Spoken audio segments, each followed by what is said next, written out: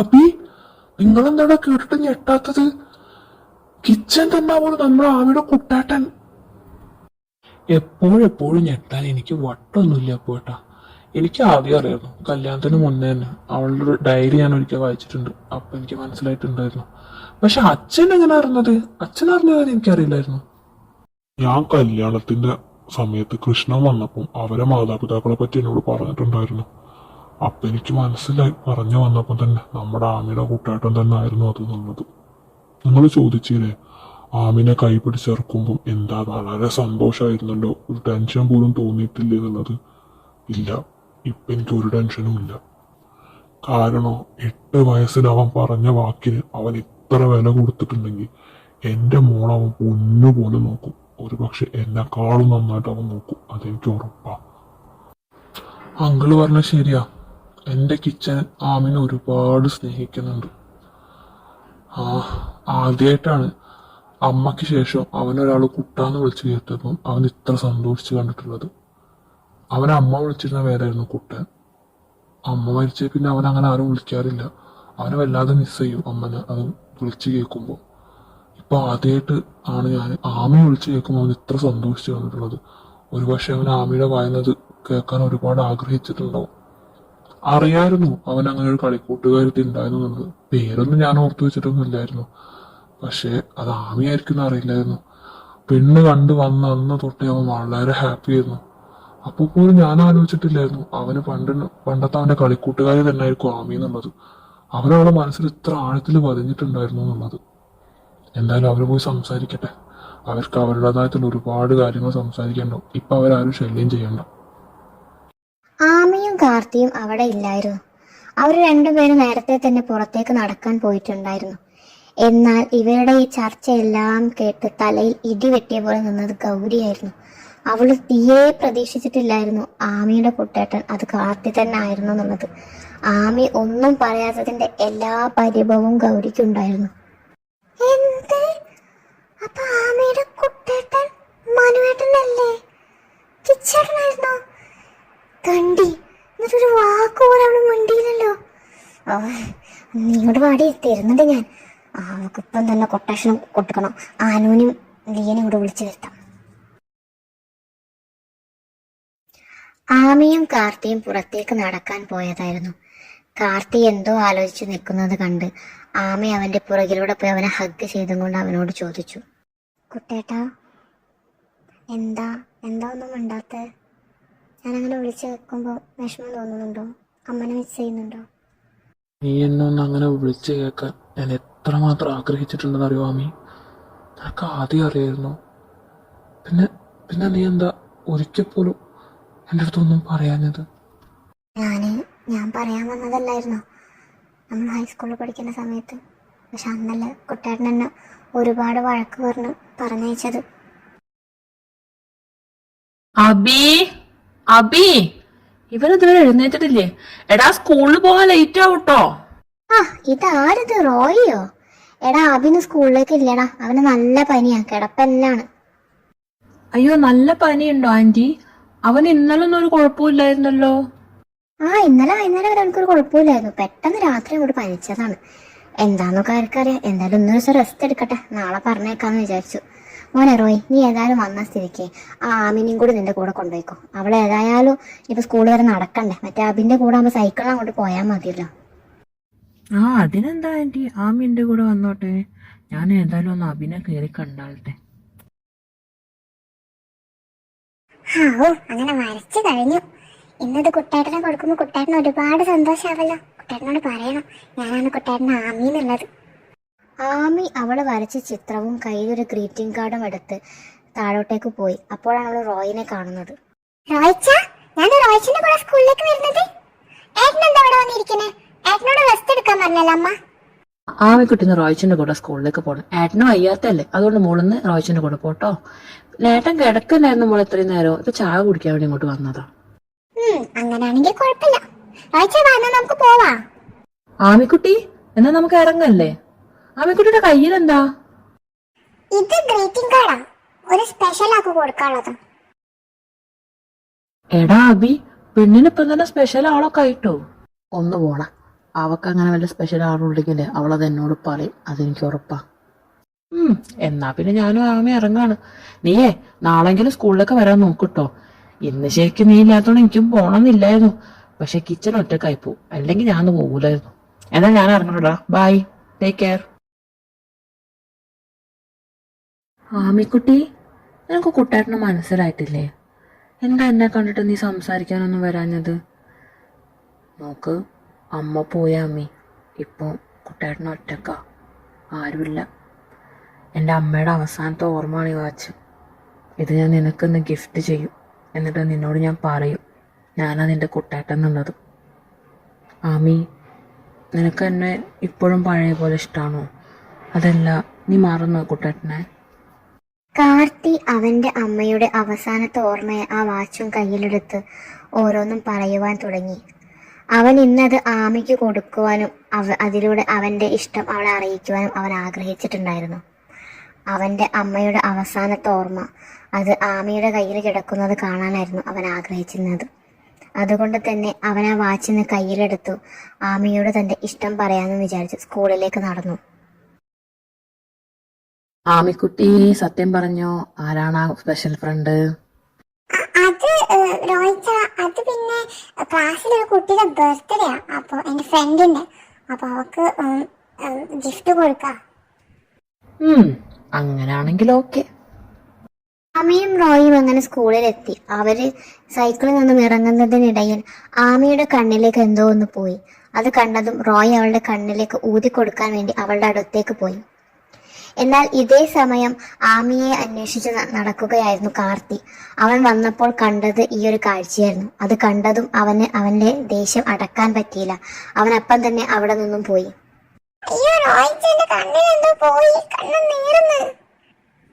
എന്താ പോയത്? അത് വല്ല പൊടിയും പോയത് കാമി. ഓളെ നീ അങ്ങനെ കണ്ണങ്ങനെ ചൊറിയല്ലേ? അപ്പൊ അത് അധികമാവും, ചുവപ്പ് കളർ അധികമാവും കേട്ടോ. നോക്കട്ടെ, വെച്ച് നോക്കട്ടെ. ആ, പോയോ? മോളൊരു കാര്യം ചെയ്യും, പുര മുഖം ഒന്ന് കഴുകിട്ടോ. കിച്ചാ, നീ വന്നിട്ട് കുറെ നേരമായോ? ഇന്ന് അഭി വരില്ലടാ, അവന് നല്ല പനിയാ. കിച്ചാ, നിനക്കെന്താടാ പറ്റിയേ? മുഖക്കെന്താ ഇങ്ങനെ? എന്ത് പറ്റി? ഒന്നുമില്ല, ഒന്നും പറ്റിയിട്ടില്ല. എന്നാ എനിക്ക് തോന്നിയതായിരിക്കും. ഹായ്, നല്ല വാച്ച്. ഇതാരാ വാച്ചാടാ? കുറച്ച് പഴയ ടൈപ്പാണല്ലോ. കാർത്തി റോയ്ക്ക് മറുപടി കൊടുക്കാൻ പോകുന്നതിന് മുൻപേ തന്നെ അവന്റെ അടുത്തേക്ക് ആമയും മായയും വന്നു. രണ്ടുപേരും 2 വർഷത്തായി നിന്നായിരുന്നു ഓടി വന്നിരുന്നത്. പെട്ടെന്നുള്ള ഓട്ടത്തിൽ മായ കാർത്തിയെ പോയി ഇടിക്കുകയും അവന്റെ കയ്യിൽ നിന്നും ആ വാച്ച് താഴെ പോയി പൊട്ടുകയും ചെയ്തു. അവൻ തിരിഞ്ഞു നോക്കുമ്പോൾ കണ്ടത് ആമയെയായിരുന്നു. അവളെ കണ്ടതും ആ വാച്ച് പൊട്ടിയ ദേഷ്യവും നേരത്തെ അവളെ റോയിന്റെ കൂടെ അങ്ങനെ കണ്ടുള്ള ദേഷ്യവും കൂടെ കൂട്ടി അവൻ അവളോട് പൊട്ടിത്തെറിക്കാൻ തുടങ്ങി. എന്താടി കണ്ണ് കാണുന്ന നിനക്ക്? രണ്ടുണ്ട കണ്ണില്ല മുഖത്ത്. എന്റെ അമ്മയുടെ വാച്ചും പൊട്ടിച്ചോളാണ് നിക്കോ. എന്താടി ഉണ്ട കണ്ടിട്ട് വിളിച്ചു നോക്കുന്നത്? ഇച്ച, നീ എന്തിനാണ് അങ്ങനെ ഷൗട്ട് ചെയ്യുന്നത്? അവളല്ലടാ, മായയുടെ നിന്നെ വന്നിടിച്ചേ. എന്നോട് ചോദിച്ചോ? ഇല്ലല്ലോ. അവൻ അവളുടെ വക്കാലത്തും പിടിച്ച് വന്നിക്കുന്നു. എന്താടി നോക്കി നിൽക്കുന്നത്? മര്യാദയ്ക്ക് എനിക്ക് ആ വാച്ച് നന്നാക്കി തന്നോളണ്ടി. ഞാനൊന്നുമല്ല, ഞാൻ തട്ടിയിട്ടല്ല അതൊന്നും പൊട്ടിയത്. മായ തട്ടിയത്. അവള് തട്ടിയിട്ട് അത് പൊട്ടിയത്. അവളതോ ആ തൂണിന്റെ മറവിൽ ഒളിഞ്ഞു നിൽക്കുക. കാർത്തി ആമി പറയുന്നതൊന്നും കേൾക്കാതെ ആ വാച്ച് കയ്യിലെടുത്ത് അതിന്റെ പൊടികളെല്ലാം തട്ടി. അതിന്റെ ഗ്ലാസ് എല്ലാം പൊട്ടിപ്പോയിട്ടുണ്ടായിരുന്നു. അത് കണ്ടപ്പോൾ അവൻ ഒരുപാട് വിഷമം തോന്നി. എന്നാൽ ഇതേ സമയം ആമി കരയുന്നത് കണ്ട് റോയ് അവളുടെ അടുത്തേക്ക് പോയി അവളുടെ തോളിൽ അവന്റെ കൈ വെച്ചും കൊണ്ട് ഓരോന്ന് ചോദിക്കുവാൻ തുടങ്ങി. ഇതും കൂടെ കണ്ടപ്പോൾ കാർത്തിക്ക് ദേഷ്യം വീണ്ടും അരിച്ചു കയറാൻ തുടങ്ങി. അവൻ എന്തോ റോയ് ആമിയോട് അങ്ങനെ അടുക്കുന്നത് തീരെ ഇഷ്ടപ്പെടുന്നില്ലായിരുന്നു. മോളെ ആമി, കരയല്ലടാ, കരയല്ലേ. റോയിച്ചന്റെ മോളല്ലേ, കരയല്ലേ. എടാ, അവൻ ആ വാച്ച് പൊട്ടി സങ്കടം കൊണ്ട് പറഞ്ഞതല്ലേ. ആമി, അവന് പകരം മോളോട് ഇച്ചായ സോറി ചോദിക്കുന്നത്. റോയിച്ചന്റെ മോളല്ലേ, കരയല്ലേ. എന്തിനാ കരയുന്നത്? മോളെന്തിനാ അങ്ങോട്ട് വന്നേ? ഞാന് ചുമ്മാ സംസാരിച്ചിരിക്കാൻ വേണ്ടി വന്നതാ. ഫ്രണ്ട്സ് ആരും ക്ലാസ്സിൽ എത്തിയിട്ടില്ല. അവിടെ ഇരുന്ന് ബോറടിച്ചപ്പോ ചുമ്മാ സംസാരിച്ചിരിക്കാലോ എന്ന് വിചാരിച്ചു വന്നതാ. റോയ് വന്നേ, നമുക്ക് ക്ലാസ് ഉണ്ട്. നമ്മൾ ഇവരെ പോലെ 8th അല്ല 10th സ്പെഷ്യൽ ക്ലാസ് ഉണ്ടാവും. വാ. എടാ കിച്ച നിക്ക്, നമുക്കിന്ന് സ്പെഷ്യൽ ക്ലാസ് ഇല്ല. വാ, നമുക്ക് ഇവളോട് സംസാരിച്ചിരിക്കാം. പാവം ബോറടിച്ചിട്ടല്ലടാ. എടാ കിച്ച നിക്ക്, നമുക്കിന്ന് ക്ലാസ് ഇല്ലടാ. ഇന്ന് സ്പെഷ്യൽ ഇല്ല, നമുക്കിന്ന് കമ്പനി കൊടുക്കാം. നിനക്ക് അറിയുന്നല്ലേ, അവൻ അധികവും അഭിന്റെ വാലും തൂങ്ങിയ നടക്കല്. അപ്പൊ അവനൊന്നും ഇല്ലല്ലോ, അതുകൊണ്ട് നമുക്കൊരു കമ്പനി കൊടുക്കാം. പിന്നെ അവളെ വാനരപ്പടകളൊന്നും എത്തിയിട്ടുണ്ടാവൂല, ബെല്ലടിക്കാനായിട്ടില്ലല്ലോ, നമ്മളത് നേരത്തെ എത്തിയും ചെയ്തിക്കണല്ലോ. വാ, നമുക്ക് കുറച്ച് നമ്മൾ സംസാരിച്ചിരിക്കടാ, വാ. റോയ് അതും പറഞ്ഞുകൊണ്ട് ആമിയുടെ അടുത്ത് പോയിരുന്ന് അവളുടെ തോളിൽ കൈയിട്ട് ഓരോന്ന് സംസാരിക്കാൻ തുടങ്ങി. എന്നാൽ ഇത് കണ്ടും കൊണ്ട് നിൽക്കെ കാർത്തിക്ക് വളരെ ദേഷ്യവും സങ്കടവും വന്നു. അവര് തമ്മിലുള്ള അടുപ്പം കാണുമ്പോൾ ആമി അവനെ കൈവിട്ടു പോയോ എന്നതായിരുന്നു അവന്റെ തോന്നൽ. റോയിയും ആമിയും തമ്മിൽ എന്തെങ്കിലും ബന്ധമുണ്ടോ എന്നത് കാർത്തിക്കൊരു സംശയമായിരുന്നു. കാരണം കാർത്തി ഇവിടെ ഹൈസ്കൂളിൽ ജോയിൻ ചെയ്ത കാലം തൊട്ടേ റോയിയും ആമിയും നല്ല കൂട്ടായിരുന്നു. കാർത്തി വിചാരിച്ചു ആമി അവളെ കുട്ടേട്ടനെ പാടെ അങ്ങ് മറന്നുപോയെന്ന്. എല്ലാം കൂടെ ആയപ്പോൾ അവന് വിഷമവും ദേഷ്യവും അടക്കാൻ പറ്റിയില്ല. എനിക്കൊന്നും വയ്യ, അല്ലെങ്കിൽ തന്നെ എനിക്ക് സമയമില്ല നിങ്ങളെ പോലെ ഇങ്ങനെ ഒരുപാട് വാവിട്ടലയ്ക്കാൻ. എനിക്ക് ഇങ്ങനെ ഒരുപാട് സംസാരിക്കുന്നവരൊന്നും ഇഷ്ടമല്ല. ലൈക്ക് എനിക്കിങ്ങനെ ഒരുപാട് സംസാരം കേൾക്കുമ്പോഴേ എനിക്ക് ബോറടിക്കും. എനിക്ക് അങ്ങനത്തെ നേച്ചറൊന്നും എനിക്ക് സെറ്റ് ആവൂല. പിന്നെ തന്നെ ഇപ്പൊ നമ്മൾ തന്നെ വേണമെന്നുണ്ടെങ്കിൽ ഇവർക്ക് ഇത്ര നിർബന്ധം. ഇവരുടെ കൂടെ എപ്പം നോക്കിയാലും ഏതെങ്കിലും വാങ്ങാനപ്പെട്ട് ഉണ്ടാവല്ലോ. 24 മണിക്കൂർ ആരോടെങ്കിലും ചലച്ചോണ്ട് നിൽക്കും. ഇവിടെ ശരിക്കും ഇവിടെ വീട്ടിൽ നിന്ന് കയറൊരു കിട്ടിക്കാണോ? അവനോട് ചോദിച്ചു നോക്കണം, ചോദിക്കാനും പറയാനൊന്നും ആരും ഇല്ല എന്നുള്ളത്. ഇങ്ങനെ നൂല് പൊട്ടിയ പട്ടം പോലെ നടക്കുക ചെയ്യാൻ. നിർത്ത്, നീ കുറെ നേരമല്ലോ തുടങ്ങിയിട്ട്. അവളിനെ ആരോടെങ്കിലും സംസാരിച്ചാൽ തന്നെ നിനക്കെന്താ? എനിക്കൊന്നുമില്ല. എനിക്ക് സ്ട്രേഞ്ചേഴ്സിനോട് സംസാരിക്കാൻ കുറച്ച് ബുദ്ധിമുട്ടാ, അത്രേ ഉള്ളൂ. കാർത്തിയുടെ വായിൽ നിന്നും ഒരു സ്ട്രേഞ്ചർ എന്ന വാക്ക് കേട്ടപ്പോൾ ആമിക്ക് അത് ഒരുപാട് വിഷമം തോന്നി. അവളുടെ കുട്ടേട്ടൻ അവളെ പാടെ മറന്നു എന്ന് അവൾക്ക് തോന്നി തുടങ്ങി. ഒരിക്കൽ അവളുടെ സംസാരം കേൾക്കാൻ ഒരുപാട് ഇഷ്ടപ്പെട്ട ആളായിരുന്നു അവളുടെ കുട്ടേട്ടൻ. അതേ കാർത്തി തന്നെ ഇന്ന് അവളുടെ സംസാരം കേൾക്കുന്നത് പോലും ഇഷ്ടമല്ല എന്ന് കേട്ടപ്പോൾ ആമിക്ക് ആ വിഷമം അടക്കാൻ പറ്റിയില്ല. അവൾ അവിടെ നിന്നും കരഞ്ഞുകൊണ്ട് ഓടി അവളുടെ ക്ലാസ്സിലേക്ക് പോയി. നിനക്ക് എന്താ പറ്റി? നീ ഇങ്ങനെ ആരോടും ദേഷ്യപ്പെട്ട് സംസാരിച്ച് കേട്ടിട്ടേ ഇല്ലല്ലോ. റോയിയുടെ വാക്കുകൾക്ക് മറുപടി ഒന്നും കൊടുക്കാതെ ഓടി അകലുന്ന ആമിയെ നോക്കി നിൽക്കുകയായിരുന്നു കാർത്തി. അവളുടെ കരഞ്ഞു കലങ്ങിയ കണ്ണുകൾ കാർത്തിയിൽ എന്തോ ഒരു വിഷമമുണ്ടാക്കി. അവളോട് അത്രക്കൊന്നും പറയേണ്ടില്ലായിരുന്നു എന്ന് അവന് തോന്നി. അവന്റെ ആമി അവൻ ഒരിക്കലും ഒരു സ്ട്രേഞ്ചർ അല്ലായിരുന്നു. പക്ഷേ റോയെയും ആമിയെയും രാവിലെ അങ്ങനെ കണ്ടതും അവർ തമ്മിലുള്ള അടുപ്പവും കണ്ടപ്പോൾ അവർ തമ്മിൽ ഇഷ്ടത്തിലായിരിക്കുമെന്ന് കാർത്തി തെറ്റിദ്ധരിച്ചു. അവന്റെ ആമിയെ അവൻ എന്നേക്കുമായി നഷ്ടമായെന്ന് തോന്നി. ആമി അവളെ കുട്ടേട്ടനെ എന്നേക്കായി മറന്നുവെന്നും കാർത്തി കരുതി. പക്ഷെ ആമിയെ പിന്നീട് കണ്ട് സോറി പറയാമെന്ന് അവൻ വിചാരിച്ചു. പിന്നീട് റോയുടെ വാക്കുകൾക്ക് മറുപടി ഒന്നും കൊടുക്കാതെ അവൻ ക്ലാസ്സിലേക്ക് നടന്നുപോയി. പക്ഷെ പിന്നീട് ഒരിക്കലും അവനക്ക് ആമിയെ കണ്ടൊരു സോറി പറയാനുള്ള അവസരം കിട്ടിയിട്ടില്ലായിരുന്നു. ആമി അതിന് അവസരം കൊടുത്തിട്ടില്ലായിരുന്നു. ആ ഒരു പ്രശ്നത്തിന് ശേഷം ആമി പിന്നെ കാർത്തിയുടെ മുന്നിൽ പോയി പെടാതിരിക്കാൻ മാക്സിമം ശ്രമിച്ചിട്ടുണ്ടായിരുന്നു. അതേ പിന്നെ ആമി എന്നും കാർത്തിയുടെ ഉള്ളിൽ ഒരു വേദനയായി കിടക്കുകയും ചെയ്തു. അന്ന് കുട്ടേട്ടൻ ഞാനൊരു സ്ട്രേഞ്ചറാന്ന് പറഞ്ഞു കേട്ടപ്പോൾ ഒരുപാട് വിഷമം തോന്നി. കുട്ടേട്ടനെ ഞാനൊരു സ്ട്രേഞ്ചറായി മാറിയല്ലോ എന്ന് ആലോചിച്ചപ്പോൾ എന്നെ പാടെ മറന്നു എന്ന് എനിക്ക് തോന്നി.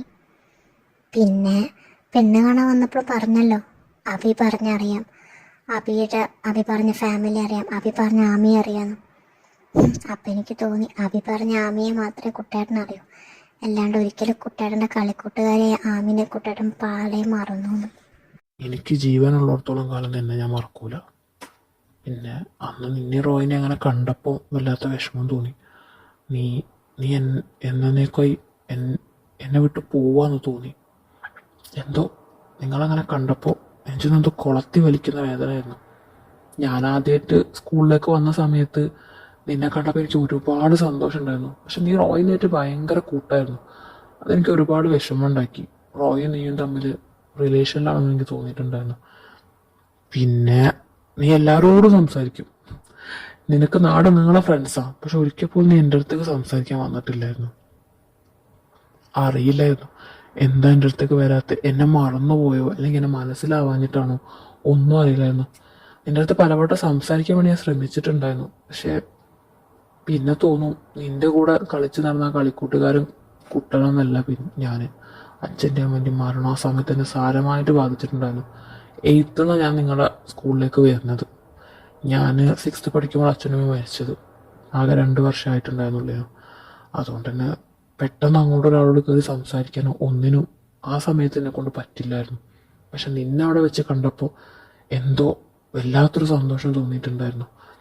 നഷ്ടപ്പെട്ട എന്തൊക്കെയോ തിരിച്ച് കിട്ടിയൊരു സന്തോഷമായിരുന്നു. പിന്നീട് നീയും റോയുള്ള അടുപ്പം കാണുമ്പോഴൊക്കെ ഒരുപാട് വേദന തോന്നിയിട്ടുണ്ട്. നിന്റെ അടുത്ത് വന്ന് ചോദിക്കണമെന്നുണ്ടായിരുന്നു. ചോദിക്കാന്ന് പറഞ്ഞാൽ ഉപരി നിന്റെ അടുത്ത് വന്ന് പറയാമെന്നുണ്ടായിരുന്നു, നീ എൻ്റെ പെണ്ണാണ്, അവനോട് അധികം അടുക്കണം എനിക്ക് ഇഷ്ടമല്ലാന്ന്. പക്ഷെ അന്നെന്തോ അതിനൊന്നൊരു മൈൻഡില്ലായിരുന്നു. പിന്നെ പിന്നെ അപ്പം നിങ്ങൾ അങ്ങനെ കണ്ടപ്പോൾ ദേഷ്യപ്പുറത്ത് അതും പറഞ്ഞു. നിന്നോട് പിന്നെ ഒരു സോറി പറയാനൊന്നും പറ്റിയതുമില്ല. നിന്റെ ആ മുഖം എന്നും എൻ്റെ മനസ്സിനൊരു വേദന തന്നെ ആയിരുന്നു. പലവട്ടം ഞാൻ വിചാരിക്കും അവൻ്റെ കൂടെ വീട്ടിലേക്ക് വന്ന് നിന്നൊന്ന് കണ്ട് മാപ്പ് പറയാന്ന്. പക്ഷെ അതിനുള്ള ധൈര്യം എനിക്ക് ആ സമയത്തില്ലായിരുന്നു. കുട്ടേട്ടനെ ഞാൻ മറക്കാനോ? യാമിക്ക് ജീവനുള്ളിടത്തോളം വലുതുണ്ടാവൂല. ഞാനന്ന് നമ്മൾ വഴക്കിട്ടൊക്കെ പറഞ്ഞ ഓർമ്മയില്ലായിരുന്നോ? കാർത്തിക് ശങ്കറിനോടുള്ള ഇഷ്ടം കൊണ്ടല്ല ഞാൻ ഈ കല്യാണത്തെ സമ്മതിച്ചെന്ന്. അതെ, ഞാൻ ഈ കല്യാണം സമ്മതിച്ച എൻ്റെ കുട്ടേട്ടനോടുള്ള ഇഷ്ടം കൊണ്ടാ. നിങ്ങളെ വീണ്ടും സ്കൂളിൽ നിന്ന് കണ്ടപ്പോൾ ഒരുപാട് സന്തോഷം തോന്നിയിട്ടുണ്ടായിരുന്നു. പക്ഷെ എനിക്ക് അത്ഭുതമായിരുന്നു, ഒരുപാട് മാറ്റം വന്നു പോയി. കളിച്ചും ചിരിച്ചും നടന്ന എൻ്റെ കുട്ടേട്ടൻ ആകെ മൊത്തം ഒരു മൂകത മൂടിയ അവസ്ഥ. ആരോടും സംസാരിക്കാതെ ഒതുങ്ങിക്കൂടുന്ന നിങ്ങളെ കണ്ടപ്പോൾ ഒരു നിമിഷം ഞാനും ചിന്തിച്ചു പോയി, എൻ്റെ കുട്ടേട്ടൻ തന്നെ അല്ലേ എന്നുള്ളത്. പിന്നെ അഭിയേട്ടൻ വന്നു, നിങ്ങളായിട്ട് കൂട്ടായ സമയത്ത് ഓരോന്നും വന്ന് പറഞ്ഞു. അച്ഛനമ്മയും മരണപ്പെട്ടതൊക്കെ ഞാൻ അപ്പോഴാണ് അറിഞ്ഞത്. അതെ, പിന്നെ ആരും കുട്ടാന്ന് വിളിക്കുന്ന ഇഷ്ടമല്ല എന്നുള്ളതും എല്ലാ കഥകളും എനിക്ക് അഭിയേട്ടൻ പറഞ്ഞു തന്നു. അതുകൊണ്ടാണ് പിന്നെ ഞാൻ ഒരിക്കൽ പോലും കുട്ടാന്ന് വിളിക്കാതിരുന്നത്. പിന്നീട് ഇപ്പം അടുത്ത് നമ്മൾ തമ്മിലുള്ള വഴക്ക് നടന്ന സമയത്ത് നമ്മളെ ഡയറി മാറിപ്പോയിട്ടില്ലായിരുന്നു. ആ സമയത്താണ് ഡയറി ഞാൻ വായിക്കാനിടയായത്. അയിനോ ഒരാളുടെ പേഴ്സണൽ ഡയറി വായിക്കുന്നത് ശരിയല്ല, പക്ഷേ എനിക്കെന്തോ അപ്പോൾ ആ കൗതുകം അടക്കാൻ പറ്റാതെ ഞാൻ എടുത്ത് വായിച്ചതാണ്. അതിന് എനിക്ക് മനസ്സിലായി ഞാനങ്ങനെ വിളിച്ചു കേൾക്കാൻ ഒരുപാട് ആഗ്രഹിക്കുന്നുണ്ട് എന്നുള്ളത്. എന്തായാലും കഴിഞ്ഞതൊക്കെ കഴിഞ്ഞു. ഇനിയിപ്പോൾ നമുക്ക് പാസ്റ്റിലേക്ക് പോയിട്ടൊന്നും തിരുത്താനൊന്നും പറ്റൂലല്ലോ. നമുക്ക് നമ്മുടെ പ്രസന്റും ഫ്യൂച്ചറും ഇനി അടിപൊളിയാക്കാം. അല്ല, അന്ന് നിന്റെ അടുത്ത് മായയുടെ അമ്മ എന്തോ പറഞ്ഞൂന്ന് അന്ന് വന്നപ്പോൾ അഭി പറഞ്ഞു. എന്താ അവർ പറഞ്ഞത്? അവർ പറഞ്ഞു ഒരു കാര്യം തലയിലെടുക്കേണ്ട ആവശ്യമില്ല. അവരൊരു സാഡിസ്റ്റാ.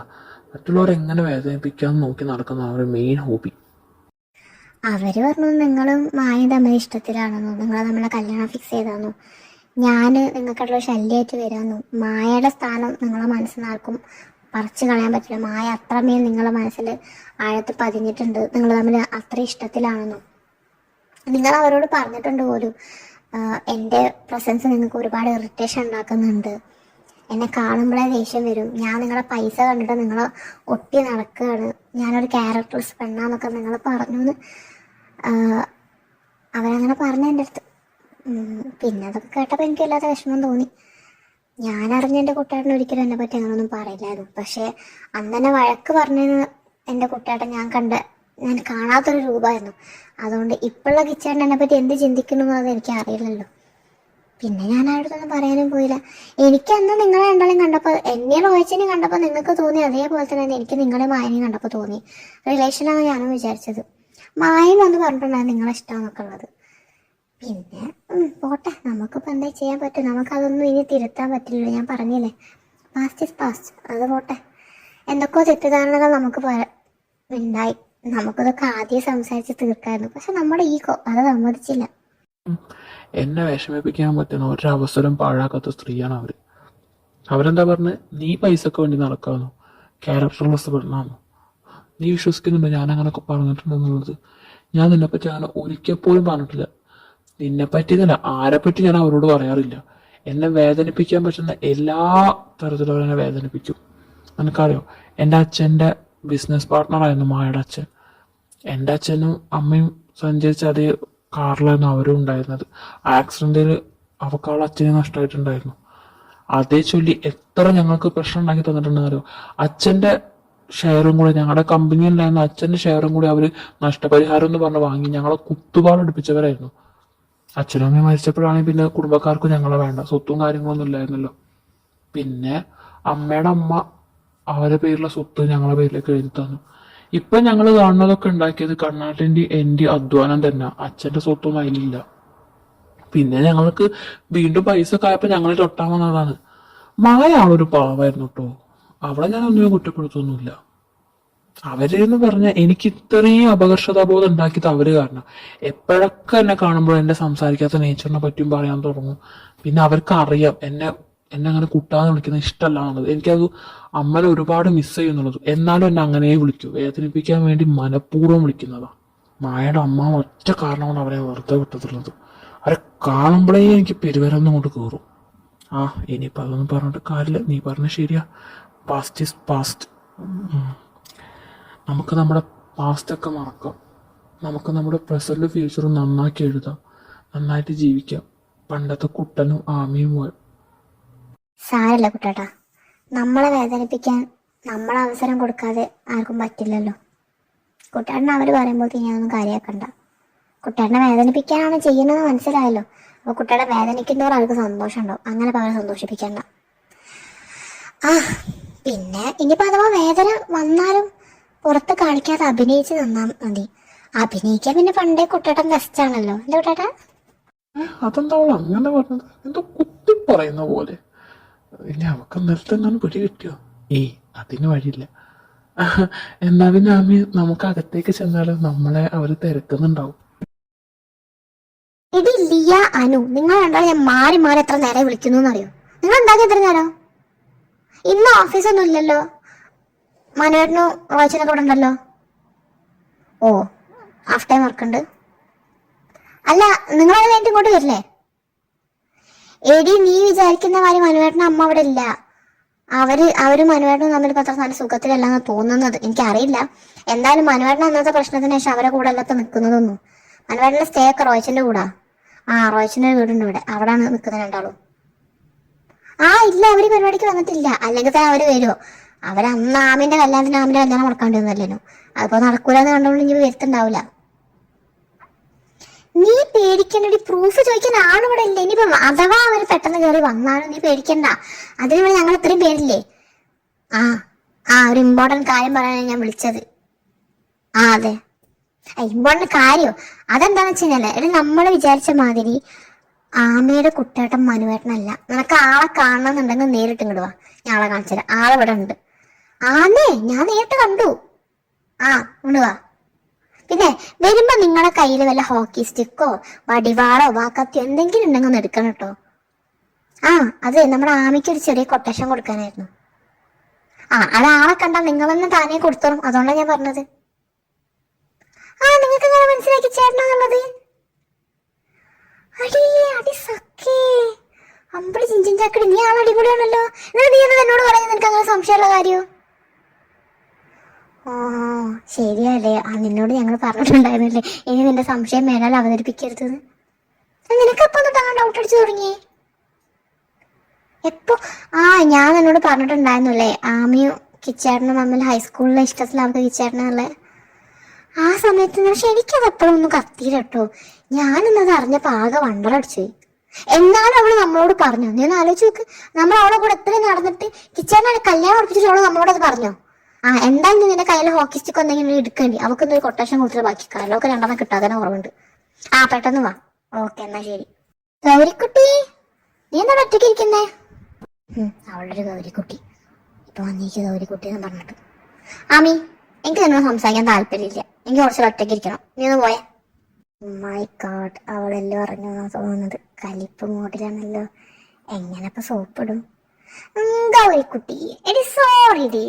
ഞാൻ മനഃപൂർവ്വം പറയാൻ നിന്നതല്ല. ഞാൻ ഈ റിസപ്ഷനിൽ അന്ന് നിങ്ങളോട് എല്ലാം പറയണമെന്ന് വിചാരിച്ചതായിരുന്നു. നിനക്കറിയാലോ, എന്റെയും കിച്ചേട്ടൻ്റെ ഇടയിൽ ഒരുപാട് മിസ്അണ്ടർസ്റ്റാൻഡിങ് ഉണ്ടായിട്ടുണ്ട്. അതൊക്കെ ഞങ്ങൾ സോർട്ട് ഔട്ട് ആയിട്ട് വന്നത് ഇപ്പോഴല്ലേ. അപ്പൊ അതൊക്കെ സോർട്ട് ഔട്ട് ആയിട്ട് അതെല്ലാം സോൾവ് ആയിട്ട് നിങ്ങളോട് പറയാമെന്ന് ഞാൻ വിചാരിച്ചത്. അതുകൊണ്ട് പറയാതെ എന്നല്ല നിങ്ങളോട് മൂന്നാളും. അല്ലാണ്ട് ഞാൻ പറയാണ്ടിരിക്കായിരുന്നോ? സോറി. നിന്റെ ആമിയല്ലേടി. നിന്റെ ആമിയൊരു തെറ്റ് പറ്റിയ നിനക്ക് ക്ഷമിച്ചൂടാ ആമിനോട്? സോറി ഡി, നീ ഇങ്ങനെ പിണങ്ങി നിൽക്കല്ലേ. എന്റെ പൊന്നല്ലേ, പ്ലീസ്. സോറി. ക്ഷമിച്ചു. പാവല്ലേ. ഒന്നുമില്ലെങ്കിൽ എന്റെ ആമി പോയില്ല. എന്താ ഞാൻ ക്ഷമിക്കല്ലാണ്ട്. പിന്നെ ആമി, ഇത് ലാസ്റ്റ് ആൻഡ് ഫൈനൽ. ഇനി നീ ഇങ്ങനത്തെ പണി ഒപ്പിച്ചാൽ ഉറപ്പാ ഞാൻ ക്ഷമിക്കൂല കേട്ടോ. മതി, വാ പോവാ. അവിടെ ചിലപ്പോ ഫുഡ് വിളമ്പിയിട്ടുണ്ടോ? ഈ നിന്നാലേ ഫുഡ് കിട്ടൂല. ഫുഡെല്ലാം കഴിച്ചു കഴിഞ്ഞ് അവരെല്ലാം ഓരോ സംസാരത്തിലായിരുന്നു. പെട്ടെന്നാണ് അങ്ങോട്ടേക്ക് അനുവും ലിയയും വന്നത്. അനു വന്നേയും പാടെ തന്നെ ആമിയുടെ അടുത്ത് പഞ്ഞിക്കിടാൻ തുടങ്ങി. നിനക്കെന്നാലും ഒരു വാക്ക് ഞങ്ങളോട് പറഞ്ഞൂടായിരുന്നോ? കല്യാണം ഉറപ്പിച്ചു. കല്യാണത്തിന്റെ അന്ന് ഞങ്ങൾ നിന്റെ കൂടെ തന്നെ ഇടവും വലവുമായിട്ടില്ലായിരുന്നോ? എന്നിട്ട് അവളൊരു അക്ഷരം മിണ്ടാതെ. നിനക്കറിയാം, നിന്റെ കുട്ടാട്ടണം മനോഹരനെന്ന് വിചാരിച്ചിട്ട് അയാളുടെ പിന്നാലെ സ്പൈയെ നടക്കാതെ എന്റെ പണി. പിന്നെ ഒരു സമയത്ത് എനിക്ക് മനസ്സിലായി അതല്ലാന്നുള്ളത്. എനിക്ക് ഡൗട്ട് ഉണ്ടായിരുന്നു, പക്ഷെ ഇവളുമാര് പറഞ്ഞ എന്നോട് വാ തുറക്കരുത്. എന്നാലും ആമി, ഞങ്ങളോട് ഇത് വേണ്ടായിരുന്നു. താഴത്ത് വെച്ചാൽ ചെറിയ ചെറിയ ഉറുമ്പരിക്കും, തലയിൽ വെച്ചാൽ ചെറിയ ചെറിയ പാനായിരിക്കും വെച്ച് തന്നെ ഞങ്ങൾ കൊണ്ടു നടന്നതാ. ഞങ്ങളോട് ഇത് വേണ്ടായിരുന്നു കേട്ടോ. I am sorry, I am really sorry. എന്റെ പൊന്നനുക്കുട്ടി, നീ ഒന്ന് കൂളാവ്, കാമാവ്. ഞാൻ പറഞ്ഞ നീ ഒന്ന് അങ്ങോട്ട് കേക്ക്. എടാ, ഞാൻ നിങ്ങളോട് മൂന്നാളോടൊന്നും മറച്ചു വെക്കണമെന്ന് വിചാരിച്ചതല്ല. നിങ്ങൾക്ക് അറിയുന്നതന്നല്ലേ, ഞങ്ങൾക്കിടയിൽ ഒരുപാട് മിസ്അണ്ടർസ്റ്റാൻഡിങ് ഉണ്ടായിരുന്നു. ഞാൻ ഗൗരിനോട് ഓൾറെഡി പറഞ്ഞതാണത്. അതൊന്നും ക്ലിയർ ആയാതെ ഞാൻ ഇത് നിങ്ങളോട് പറയണമെന്ന് ആഗ്രഹിക്കാതെ അതുകൊണ്ടായിരുന്നു. പിന്നെ എല്ലാം ക്ലിയർ ആയി വന്നപ്പോൾ ഞാൻ കിച്ചേട്ടൻ്റെ അടുത്ത റിസപ്ഷനിൽ എല്ലാം പറയണമെന്ന് വിചാരിച്ചതാ. പക്ഷെ അതിന് മുന്നേ ഋത്തി ഇങ്ങനെ എല്ലാവരോടും ലവ് സ്റ്റോറി പറ്റി ചോദിച്ചപ്പോൾ കിച്ചേട്ടനോട് അവൻ ചോദിച്ചു. അപ്പൊ കിച്ചേട്ടൻ അങ്ങനെ സ്റ്റക്കായി നിൽക്കണ കണ്ടപ്പോൾ എനിക്ക് തോന്നി എന്റെ സൈഡ് അറിയാത്തതുകൊണ്ടാണ് കിച്ചേട്ടൻ ഒന്നും പറയാതിരിക്കുന്നത് എന്നുള്ളത്. അല്ലെങ്കിൽ പറയണ ആഗ്രഹം ഉണ്ടായിരുന്നു കിച്ചേട്ടന്. അതുകൊണ്ടാണ് ഞാനിപ്പോ ആ റിവീൽ ആക്കിയത്. അത് കിച്ചേട്ടന് പോലും അതുവരെ ധാരണ ഇല്ല. എനിക്ക് ഓർമ്മ ഉണ്ടെന്ന് എനിക്കറിയാന്നുള്ളത് കിച്ചേട്ടന് പോലും അറിയില്ല.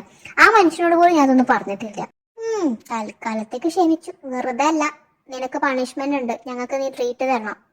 ആളെ റിസപ്ഷനിൽ ഒതുക്കാന്ന് നീ വിചാരിക്കണ്ട. ഞങ്ങള് പറയുന്ന സമയത്ത് പറയുന്ന സ്ഥലത്ത് വെച്ചിട്ട്. ഓക്കേ? Hi ladies. ആമി, ഇതൊക്കെ ആരൊക്കെ? നിന്റെ ഫ്രണ്ട്സ് ആണോ? എനിക്ക് പരിചയപ്പെടുത്തി തരുന്നില്ലേ? ഋത്തി, ഇതൊക്കെ എന്റെ ഫ്രണ്ട്സ് ആണ്. ഇത് ഗൗരിനെ പിന്നെ നീ ഓൾറെഡി പരിചയപ്പെട്ടല്ലോ അല്ലേ? ഇത് അനഘ, ഇത് ആലിയ. ലിയ എന്ന് വിളിക്കും, അനു എന്നും വിളിക്കും. ഇത് ഋത്തി, നമ്മുടെ രേണു ചേച്ചിയുടെ ബ്രദറാ.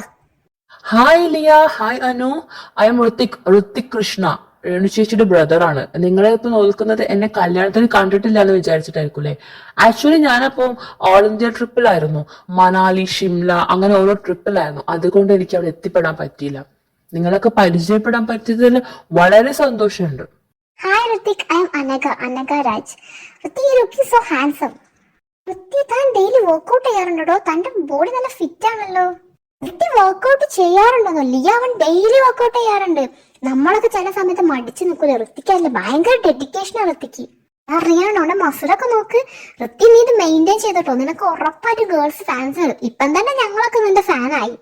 രേണു, നിനക്ക് നിന്റെ അനിയനെ ജീവനോടെ വേണമെങ്കിലേ അവനെ പങ്കോട് വിളിച്ചോ. അല്ലെങ്കിലേ അവന്മാരെ അവന്റെ പപ്പും മോടെ പോലെ ബാക്കി വെക്കൂല. നോക്കി ദയിപ്പിക്കുന്നുണ്ട്.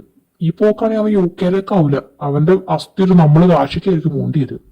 Ruthie, you looking so beautiful, so elegant, just looking like a wow. Ladies, ഒന്നുകൂടി നോക്കിക്കേ. Bombastic side eye. Criminal offensive side eye.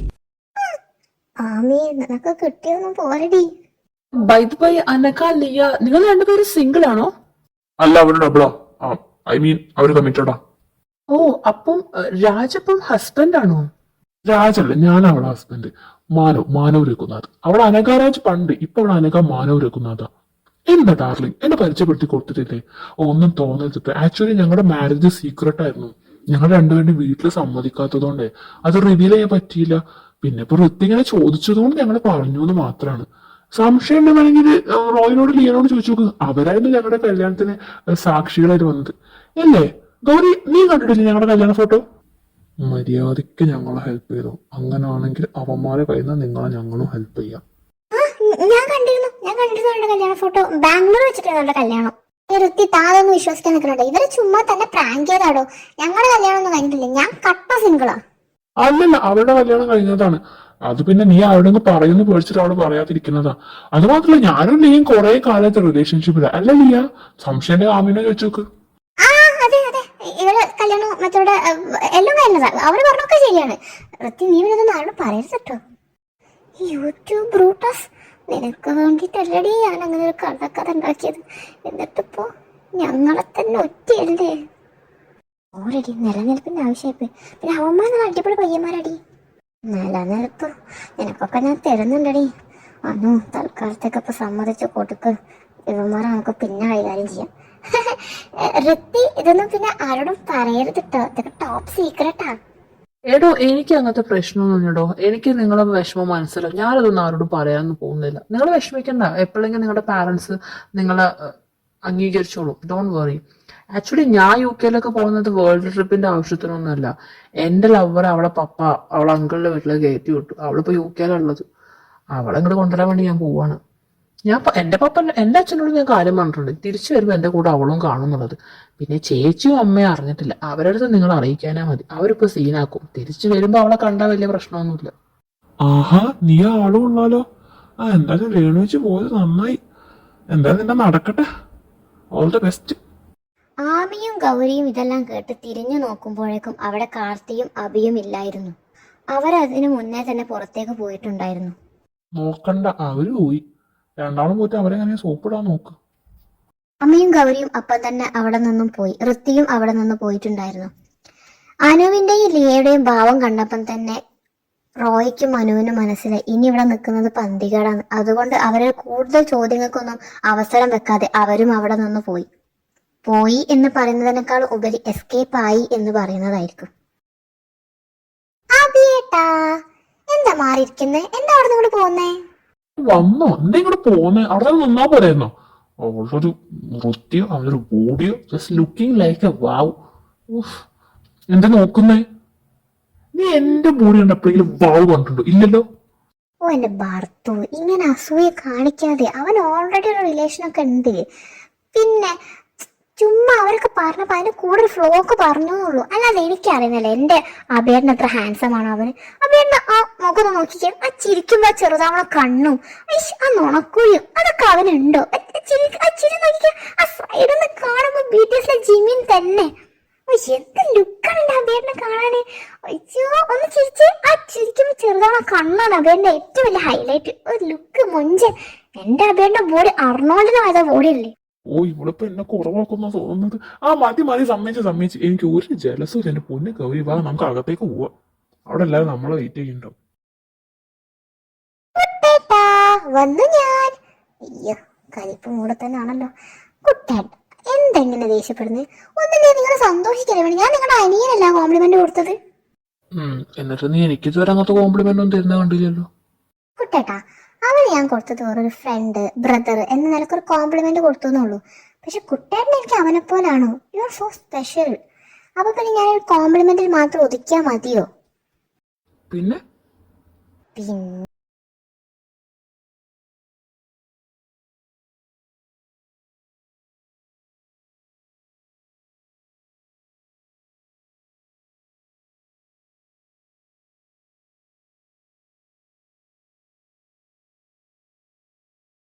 പിന്നെ നെക്സ്റ്റ് ടൈം കിസ് ചെയ്യാൻ തോന്നുമ്പോള് കുടിച്ചൊന്ന് കള്ളം പറയേണ്ട ആവശ്യമൊന്നുമില്ല കേട്ടോ.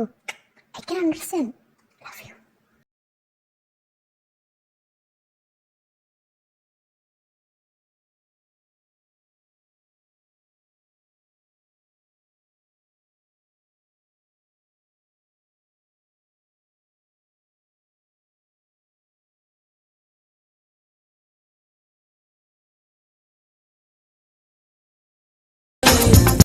പിന്നെ ഇങ്ങനെ ഇടക്കിടക്ക് ഓരോന്നും തരികയാണെന്നുണ്ടെങ്കിൽ ഋത്തിക്ക് കോംപ്ലിമെന്റ് കൊടുക്കുന്നതിൽ എനിക്ക് വലിയ പ്രശ്നമൊന്നുമില്ല. അയ്യടാ, എന്താ പൂതി. വല്ലതും തിന്നണമെങ്കിൽ എങ്ങോട്ട് വാ, അവിടെ ഫുഡ് എടുത്ത് വെച്ചിട്ടുണ്ടാവും. ആമി എവിടെടാ? ആമി രേണുവേച്ചിന്റെ അടുത്തുണ്ടടാ. രേണുവേച്ചിക്ക് എന്തോ ഒരു ചെറിയ തലകറക്കം പോലെ, എന്തോ ഒരു ക്ഷീണം പോലെ എന്നൊക്കെ പറയുന്നുണ്ട്. മിക്കവാറും അടുത്തൊരു പാർട്ടിക്കുള്ള വകുപ്പുണ്ടെന്ന് തോന്നുന്നു. അങ്ങനെ വീണ്ടും ഒരു കുഞ്ഞിക്കാലുള്ള വകുപ്പ് കാണുന്നുണ്ട്. 2-3 മാസം കൂടി കഴിഞ്ഞ് അടുത്ത ഗൗരിന്റെ നമുക്ക് അങ്ങനെ കേൾക്കാൻ പറ്റും. എന്റെ കിച്ചേട്ടാ, നിങ്ങളിങ്ങനെ നോക്കി നിന്നോട്ടോ. തോന്നക്കര പഞ്ചായത്തിലെ എല്ലാ ഭാര്യമാരും ഗർഭിണികളായി. ഇനി നിങ്ങളുടെ ഭാര്യ മാത്രമേ ബാക്കിയുള്ളൂ. അല്ല, ഞാൻ ഉദ്ദേശിച്ചത് ശരിക്കും ഈ ലവ് സ്റ്റോറിന്റെ സീനിയോറിറ്റി എടുത്ത് നോക്കുകയാണെങ്കിലേ ആദ്യം കല്യാണം വെച്ച് പ്രസവിക്കേണ്ടത് നിങ്ങളാ. ഞാനോ? എടാ, മറയോന്ന് ഉദ്ദേശിച്ച നിന്നല്ല, ആമിനാണ്. അവൾ പറഞ്ഞപ്പോ അങ്ങനെ ആയി പോയതാണ്. നീ അത് കാര്യാക്കണ്ട. അവള് രാവിലെ ചായയിൽ തേയിലിന്റെ പകരം വല്ല കഞ്ചാവിന് ഇല ഇട്ടിട്ട് അത് കാഴ്ചയെന്ന് തോന്നുന്നത്. മൊത്തം കിളി പറഞ്ഞിരിക്കുന്നത്. രാവിലെ തുടങ്ങിയ അവളങ്ങനെ. മതി. ഇനിയിപ്പോ രണ്ടാഴ്ച തുടങ്ങണ്ട. നിങ്ങൾ നേരിട്ട് കണ്ട അപ്പം കിരിയും പോകുമ്പോണല്ലോ. നിങ്ങളെ പ്രശ്നമല്ലല്ലോ കൂടെ തീർക്കണ്ടേ. നമുക്ക് കിച്ചന്റെ കാര്യത്തിലേ കിടക്കാം. കിച്ച, നീ അവളെ പ്രപ്പോസ് ചെയ്യാൻ വല്ല ഐഡിയും കണ്ടുവച്ചിട്ടുണ്ടോ? എടാ, അതിനിപ്പോ ഞാൻ തന്നെ പ്രപ്പോസ് ചെയ്യണമെന്ന് നിർബന്ധമുണ്ടോ? വേണ്ട, നിനക്ക് പകരം ഞങ്ങൾ ബംഗാളിൽ നിൽക്കാൻ പ്രപ്പോസ് ചെയ്യാൻ. എടാ ഞാൻ ഉദ്ദേശിച്ചത് അതല്ല. ഇപ്പൊ പ്രപ്പോസ് ചെയ്യണമെന്നുണ്ടാ അത്ര നിർബന്ധം എന്നാണ്. അതായത് അവക്കും എനിക്കും അങ്ങോട്ടും ഇങ്ങോട്ടും അറിയാതെ ഞങ്ങൾക്ക് ഒരുപാട് ഇഷ്ടമാണുള്ളത്. ആ ബെസ്റ്റ്. നീ എന്നാണ് ഇപ്പൊ ഞങ്ങളോട് ചോദിക്കുന്നത്? നീ എന്നല്ലേ അന്ന് അബി ഗൗരിനെ പ്രപ്പോസ് ചെയ്യുമ്പോ പറഞ്ഞത് ഞാൻ ആമിനെ അങ്ങനെ പ്രപ്പോസ് ചെയ്യും ഇങ്ങനെ പ്രപ്പോസ് ചെയ്യും അവളെ ബർത്ത്ഡേ വരാൻ കാത്തിക്കാന്നൊക്കെ. എന്നിട്ടിപ്പോ നീ എന്നെ ചോദിക്കാണ് പ്രപ്പോസ് ചെയ്യുന്ന നിർബന്ധമാണെന്ന്. എടാ അന്ന് ഞാൻ അത് പറയാൻ കാരണം എനിക്കറിയില്ലല്ലോ ഞങ്ങളെ കുട്ടിക്കാലത്തൊക്കെ ഉള്ളത് ആമിക്ക് ഓർമ്മ ഉണ്ടെന്നുള്ളത്.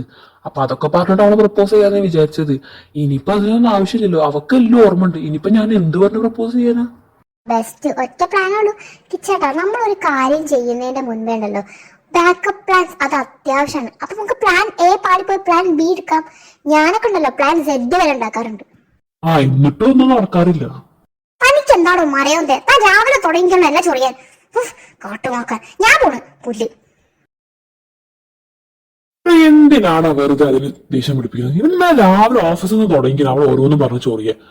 ചിരിക്കുന്നുണ്ടോ? ഓഫീസിന്നോ? അതെന്താ വിഷയം?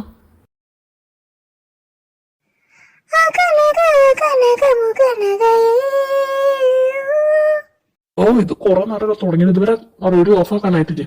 ഡി നിന്റെ പാട്ട് കണ്ടിട്ട് ബിൽഡിംഗ് മുകളിൽ വീകാൻ തുടങ്ങിക്കുന്നത്. നിന്റെ ബിൽഡിംഗ് പഠിക്കാൻ വല്ല മൊപ്പാടുണ്ടോ? താൻ പോടോ, ഞാൻ ഇനിയും പാടും.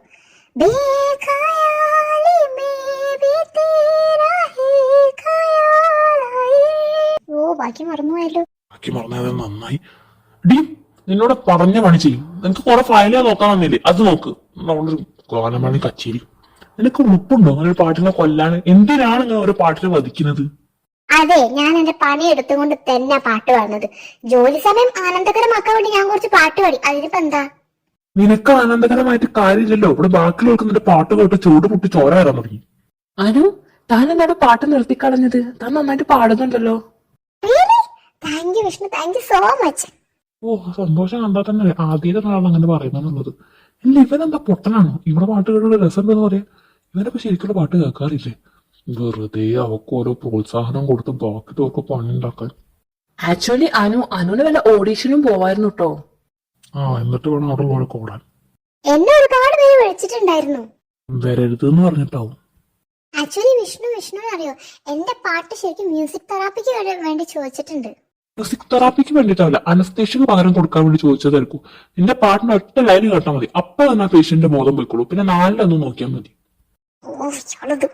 വിഷ്ണു അറിയാം വിഷ്ണു, എന്റെ പാട്ട് കേട്ട് ഒരുപാട് പേർക്കുണ്ടല്ലോ ബ്രെയിൻ ഡെത്ത് സംഭവിച്ചിട്ടുണ്ടോ? സ്വാഭാവികല്ലേ. നിന്റെ പാട്ട് കേട്ട് കോമയെ പോയിട്ടില്ലെങ്കിൽ അത്ഭുതമുള്ളൂ. എന്താണോ ഞാൻ തന്നോടാണോ പറയുന്നത്? എല്ലാത്തിനും ഒരു മറുപടി പറഞ്ഞോളൂ. കലാകാരന്മാരെ അംഗീകരിക്കാൻ അറിയാത്ത മൂർഷേട്ട. ഞാൻ കലാകാരന്മാരൊക്കെ അംഗീകരിക്കലുണ്ട്. പക്ഷെ നീ ഒരു കലാകാരൻ നിന്നോട് ആരാ പറഞ്ഞത്? അനു ഒരു കാര്യം പറയട്ടെ, നിന്നോടുള്ള സ്നേഹം കൊണ്ട് പറയുമെന്നല്ല, പക്ഷെ മനുഷ്യത്വത്തിന്റെ പുറത്ത് ഞാൻ പറയാം. ഈ പാറമല് ചിരട്ട വരുന്ന ശബ്ദം വെച്ച് നീ പാടാൻ തുടങ്ങിയല്ലോ, നാട്ടുകാരെ കഴിഞ്ഞാൽ നീ തല്ലെന്ന് വാങ്ങും. നിനക്ക് ഇനി അത്ര നിർബന്ധമാണ് വീട്ടിൽ പോയി പഠിക്കൂ. വീട്ടിൽ നിന്ന് പാടരുത് നേട്ടം പറഞ്ഞിട്ട്. ചേച്ചി പ്രഗ്നന്റാ, അതുകൊണ്ട് പാട്ട് പാടരുത് പറഞ്ഞിട്ട്. ആ ഏട്ടന് ബുദ്ധിണ്ട്. ഏട്ടനറിയാം നിന്റെ പാട്ട് കേട്ട വയറ്റുള്ള കൊച്ചു ഇറങ്ങി ഓടുന്നുള്ളത്. എന്റെ അനു ഇനിയെങ്കിലും നിനക്കൊന്ന് നിർത്തിക്കൂടെ? നിനക്ക് അത്രക്കും നിർബന്ധമാണ്. നീ ഒരു കാര്യം ചെയ്യും, ഏതെങ്കിലും മലമുകളിലേക്ക് പോയിക്കും, എന്നിട്ട് അവിടെ ഉറക്കെ പാടിക്കും. അതാവുമ്പോ പിന്നെ ആരും കേൾക്കൂലല്ലോ, ആർക്കും ബുദ്ധിമുട്ടും ഇല്ല. പാട്ട് പാടാൻ ചതിരും സമ്മതിക്കുമോ കൊരങ്ങൻ? ഓ മനുഷ്യന്റെ കോൺഫിഡൻസ് ലെവലൊക്കെ ഇല്ലാണ്ടാക്കി കഴിഞ്ഞു. വളർന്നു വരുന്ന എന്റെ പാട്ടിന് അങ്ങനെ ഇവിടെ ഇല്ലാണ്ടാക്കി നശിപ്പിച്ച് കൊമ്മൻ എന്നെ നിർത്തി അവിടെ അപമാനിക്കുക. അങ്ങനെ തോറ്റെടുക്കൂല. ഞാൻ ബാത്റൂം പോയിട്ട് പാടും. അയ്യോ അനു വിഷമിക്കണ്ട. അനുവിന്റെ പാട്ട് പാടി ഞാൻ കേട്ടോളാലോ. അതെ നിന്റെ അടുത്ത ജോബ് അവളെ പാട്ട് കേൾക്കലില്ല, ഗാനമേളയും കച്ചേരിയൊക്കെ. പിന്നെ നിന്റെ പണി നോക്കി പോയിട്ട്. അനു നിനക്ക് പാട്ട് പാടണം അത്രയും നിർബന്ധമാണോ? അങ്ങനെയാണെങ്കിൽ നീ പഠിക്കോ, ഞാൻ കേട്ടോളാം. ഓ വേണമെന്നില്ല. എന്റെ പാട്ടിന് അത്ര അപമാനിച്ച തന്റെ മുന്നിൽ ഞാൻ ഈ പാട്ട് പാടൂല. ഞാൻ ഒറ്റക്ക് പോയി പാടിക്കൊണ്ട് അങ്ങനെ എന്നെ തളർത്താന്ന് ആരും വിചാരിക്കണ്ട.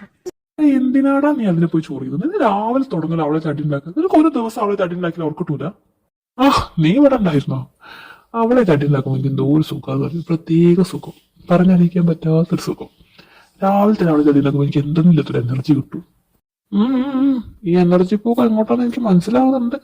പോട്ടെ വണ്ടി എവിടെ വരെ പോകും നോക്കാം. ആ പിന്നെ ഞാൻ വന്നതേ, എനിക്ക് ഞാൻ ഫയൽ ഏൽപ്പിച്ചിട്ടില്ലായിരുന്നു, അതെവിടെ? ഒന്ന് പോടാ. നീ പറഞ്ഞ ഫയല് പിന്നെ മറ്റേ ജോയിന്റ് കോർപ്പറേഷന്റെ അല്ലേ? അത് ഞാൻ ലിലിയനെ ഏൽപ്പിച്ചിട്ടുണ്ട്. നീ അവളോട് പോയിട്ട് ചോദിച്ചോ. പിന്നെ നിന്റെ പോക്കും എനിക്കും മനസ്സിലാവുന്നുണ്ട്. ഞാനൊന്നും കാണുന്നില്ലെന്ന് വിചാരിക്കണ്ട. കൊള്ളാം കൊള്ളാം, നന്നായിട്ടുണ്ട്. നിങ്ങൾ അവരെ രണ്ടുപേര് ചെന്നൈയിൽ അപ്പോട്ടന്റെയും കണ്ണേട്ടന്റെയും കമ്പനിയിൽ നിന്ന് മാറ്റി നിങ്ങളെ കമ്പനിയിലേക്ക് നിർത്തി. അതും കേരളത്തിൽ അവരെ പിടിച്ചു നിർത്തി. വെറും എംപ്ലോയീസ് ആയിട്ടല്ല, നിങ്ങളെ പി ആയിട്ട് അവരെ നിർത്തിയത് കണ്ടപ്പോഴേ എനിക്ക് റൂട്ട് ക്ലിയർ ആയതാണ്. പിന്നെ എവിടെ വരെ പോകുമെന്ന് വിചാരിച്ചിട്ട് മിണ്ടാതെ തോന്നുന്നു മാത്രം. മക്കളെ, നിങ്ങൾ എന്തിന്റെ പേരിൽ അവരെ പിടിച്ചു നിർത്തിയെന്ന് എനിക്കറിയാം. റോയ്, നിന്നെ അവിടെ ബസ്സിന്ന് തല്ലിയനാണ് നീ ഇത് പിടിച്ചു നിർത്തിയെന്നുള്ളത് എന്നോട് നീ ആ കള്ളം പറയാൻ നോക്കുകയേ വേണ്ട. അങ്ങനെയാണെങ്കിൽ നീ ചെയ്യുന്ന രീതി ഇങ്ങനെ ആവൂല. പിന്നെ മനു, നിന്റെതെന്താ നിന്റെ അമ്മനോട് അവൾ അങ്ങനെ സ്റ്റോറി പറഞ്ഞു എന്നുള്ളതോ? അതിൽ നിനക്ക് ഒരു പ്രശ്നമില്ലെന്ന് എനിക്കറിയാം. നിന്റെ അമ്മനോട് അവൾ അങ്ങനെ പറഞ്ഞതുകൊണ്ട് തന്നെയാണ് അവർ ആ പ്ലാനിന് ബാക്കോട്ടേക്ക് നിന്നത്. കാരണം അവർക്ക് എപ്പോഴും ഡൗട്ട് ഉണ്ട് നിങ്ങൾ തമ്മിലുള്ള കല്യാണത്തിന്റെ കാര്യത്തിൽ. അല്ലെങ്കിൽ അവരെന്താ പ്ലാൻ ചെയ്യാൻ നമുക്ക് പോലും ഒരു പിടുത്തം കിട്ടില്ലായിരുന്നു. ആ കാര്യത്തിൽ നമ്മൾ അവളോട് ശരിക്കും താങ്ക്സ് ആവാറുണ്ട്. അവൾ ആ പ്ലാൻ വർക്ക്ഔട്ട് ആയിട്ട് തന്നെ ഉണ്ട്. അതിൽ നിനക്കും പ്രശ്നമില്ലാന്ന് എനിക്കറിയാം. പിന്നെ ഈ പിടിച്ചു നിർത്തലും ഇങ്ങനെ അവരെ രണ്ടാളും പോയി ചൊറിയലും ഇതൊക്കെ ഏത് റൂട്ടാന്ന് എനിക്കറിയാം. മക്കളെ, ഇതെല്ലാം കഴിഞ്ഞിട്ട് ഞാനും ഇവിടെ എത്തിയത്. നിങ്ങൾക്ക് അറിയാമല്ലോ ഗൗരിനോട് ഞാൻ എങ്ങനെയായിരുന്നു എന്നുള്ളത്. അതുകൊണ്ട് എന്റെ അടുത്തേക്ക് നിങ്ങൾ ഐഡിയ എടുക്കണ്ട. നിങ്ങൾ വലിയ കാര്യത്തിൽ കിച്ചനോ പറഞ്ഞിട്ടുണ്ടല്ലോ പ്രപ്പോസ് അങ്ങനെ ചെയ്യും, പ്രപ്പോസ് ഇങ്ങനെ ചെയ്യുന്നു. എന്നിട്ട് നിങ്ങൾക്ക് അവരോട് പോയിട്ട് ഇഷ്ടം പറയാനുള്ള ധൈര്യം ഇല്ലേ? നോക്ക്, നിങ്ങൾ മൂന്നാളോടും കൂടി ഞാനൊരു കാര്യം പറയാം. ഈ പ്രപ്പോസ് ചെയ്യാനാണെങ്കിലും ഇഷ്ടം മനസ്സെന്നുള്ള അതൊക്കെ തുറന്നു പറയാൻ ഓരോന്നിനും ഓരോ സമയമുണ്ട്. അത് ഞാൻ അംഗീകരിച്ചിരുന്നുണ്ട്. നിങ്ങളോട് ഞാൻ ഒരിക്കലും പ്രഷർ ചെയ്യുന്നില്ല. പക്ഷെ സമയവും കാര്യങ്ങളും ഒത്തു വന്നാൽ നിങ്ങളായിട്ട് തന്നെ അത് പറയും. അതിന് നിങ്ങൾക്ക് ആരുടെ ഐഡിയന്റെ ആവശ്യമോ അല്ലെങ്കിൽ അങ്ങനത്തെ പ്ലാനോ കാര്യങ്ങളോ ഒന്നും വേണ്ട. ഞാൻ ഒരിക്കലും എന്റെ ഇഷ്ടം ഗൗരിനോട് തുറന്നു പറഞ്ഞിട്ടുണ്ടായിരുന്നത് ഒന്നും മുൻകൂട്ടി പ്ലാൻ ചെയ്തിട്ടൊന്നല്ലായിരുന്നു. പക്ഷെ സാഹചര്യം ഒത്തു വന്നപ്പോൾ എന്റെ മനസ്സിലുള്ള കാര്യം ഞാൻ അവളോട് പറഞ്ഞു. നിങ്ങൾക്കും അതുപോലെ സാഹചര്യം ഒത്തുവരും. അന്ന് മനസ്സിലുള്ള കാര്യം പറയണം, പറയാതിരിക്കരുത്. മൂന്നാളോടും കൂടെ ഞാനത് പറയുന്നത്. എന്തായാലും നേരെ എത്രയായാലേ നമുക്കെല്ലാവർക്കും വീട്ടിലേക്ക് പോണ്ടേ? കിച്ചാ വാ, പോവാം. കണ്ണട്ട പറഞ്ഞിട്ടുണ്ടായിരുന്നു നിന്നോട് ആ റിസപ്ഷനിലെ കാര്യങ്ങളൊക്കെ ഒന്ന് നോക്കാൻ. നമുക്ക് ആ പോണ വയ്ക്ക് അതും കൂടി നോക്കിയിട്ട് തിരിച്ചു പോവാം. എന്നാ പിന്നെ ഗുഡ് നൈറ്റ്. ഇനിയൊരു യാത്ര പറച്ചിലില്ല. ഞാൻ എല്ലാത്തിനും കൂടി പെറുക്കിയെടുക്കട്ടെ. ഓരോന്നോരോ സ്ഥലത്തായിരിക്കും. കാർത്തി അവന്റെ റൂമിൽ ഒരു ഫയൽ തിരയുകയായിരുന്നു. അതിനിടയിൽ നിന്നാണ് അവൻ അവന്റെയും ആമയുടെയും കുട്ടിക്കാലത്തുള്ള ഒരു ഫോട്ടോ കിട്ടിയത്. അത് കണ്ടതും അവന് അവരുടെ രണ്ടുപേരുടെയും ആദ്യ കൂടിക്കാഴ്ച ഓർമ്മ വന്നു. അപ്പുറത്തെ ഒരു കുട്ടി വന്നിട്ടുണ്ട്. കുട്ടിനെ കൂട്ടിനായിട്ട് കളിക്കാനൊക്കെ നമുക്ക് അവരൊക്കെ ഒന്ന് പോയി പരിചയപ്പെടാം. കാർത്തി അവന്റെ അമ്മയുടെ കൂടെ ആമയുടെ അച്ഛമ്മയുടെ വീട്ടിലേക്ക് പോയി. അവിടെ ചെന്നപ്പോൾ അവൻ കാണുന്നത് അമ്മയും ചോദിച്ച് കരയുന്ന ആമയായിരുന്നു. കുട്ടാ, അതാണ് അമ്മ പറഞ്ഞ മോന്റെ പുതിയ കൂട്ടുകാരി. പോയി കൂട്ടുകൂടിക്കേ. അയ്യേ, ക്രൈ ബേബി കരയുന്ന കുട്ടികളെ കൂടെ ഒന്നും ഞാൻ കൂട്ടുകൂടാറില്ല.